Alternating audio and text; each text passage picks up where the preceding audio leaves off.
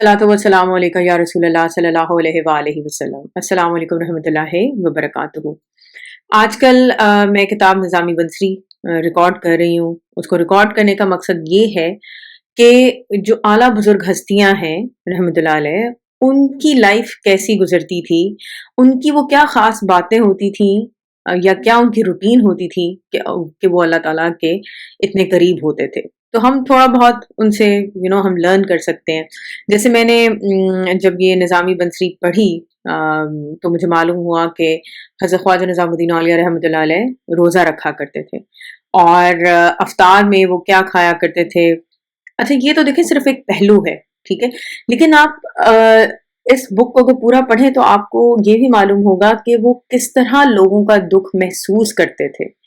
वो खाली इबादत में ही अल्लाह ताला के करीब नहीं थे, बल्कि उनकी ज़िंदगी, बल्कि आप बाकी भी अगर आला बुजुर्ग हस्तियों की आप ज़िंदगी को पढ़ें तो आपको मालूम होगा कि मखलूक की मदद करना बग़ैर किसी मज़हब की तफरीक के, कोई भी उनके पास हेल्प के लिए आता था, किसी भी किस्म की मदद मांगता था, वो उसकी हेल्प किया करते थे।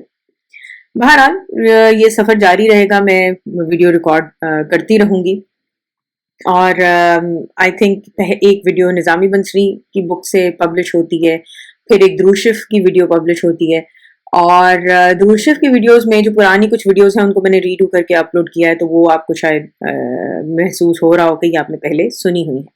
खैर, आज की वीडियो में मैं आपको एक भाई की ज़ुबानी एक दुरूद शरीफ से रिलेटेड वाक़या सुनाऊंगी, तो आइए वाक़या सुनते हैं।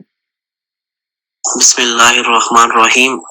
अस्सलातु वस्सलामु अलैका या सय्यदी या रसूलल्लाह सल्लल्लाहु अला मुहम्मद। वाक़या कुछ यूं है कि मुझे नेट पर किसी ने ये भेजा था और मैंने नेट पर पढ़ा था। तो वो एक शख्स था, लड़का था, तो अल्हम्दुलिल्लाह उसे सरकार दो आलम सल्लल्लाहु अलैहि वसल्लम से बड़ा इश्क हुआ, मोहब्बत हुई। तो वो दिन रात सरकार दो आलम सल्लल्लाहु अलैहि वसल्लम पर दुरूद पाक पढ़ना शुरू कर दिया। तो उसे किसी ने बताया या उसने किताब में पढ़ा कि सरकार सल्लल्लाहु अलैहि वसल्लम की बारगाह में 1 करोड़ दुरूद पाक का नजराना पेश करना चाहिए। तो उसने भी नियत की कि मैं इंशाल्लाह सरकार दो आलम सल्लल्लाहु अलैहि वसल्लम की बारगाह अक़दस में 1 करोड़ बार दुरूद पाक जरूर पढ़ूंगा अपनी जिंदगी में। तो उसने हिम्मत की, तो उसने एक दुरूद पाक सेलेक्ट किया। वो सेलेक्ट जो दुरूद पाक किया वो ये है, सल्लल्लाहु अला मुहम्मद। तो जब वो 58 लाख की तादाद पे पहुंचा तो उसे 14 बार नबी रहमत नूरे मुजस्सम सल्लल्लाहु अलैहि वसल्लम की ज़ियारत नसीब हो चुकी है। और वो मजीद बताते हैं कि ये दुरूद पाक सब तक फैलाया जाए, सबको बताया जाए, इसके बहुत फयूज़ व बरक़ात हैं। अल्हम्दुलिल्लाह अल्हम्दुलिल्लाह। वैसे तो सारे ही दुरूद पाक कमाल हैं, नूर हैं, रहमत हैं, और आका जी सल्लल्लाहु अलैहि वसल्लम पर जो भी दुरूद पाक पढ़ा जाए वो अफजल और करम वाला है।